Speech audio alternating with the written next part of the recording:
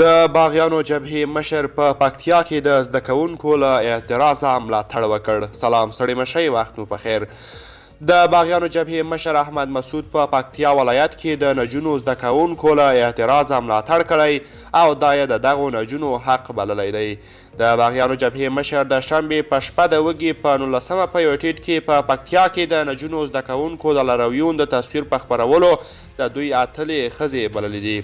احمد مسعود کار زده کړه او ازادي د نجونو او ښځو حق بللی او ټینګار یې کړی چې د ښځو اعتراضونه په یوه ورځ بریالي شي. د باغیانو جبهې مشر زده کړه پر سبا د باور کلی بللی او ویلي یې دي چې هیڅوک نشي کولی دا حق له افغان میرمنو او نجونو واخلي.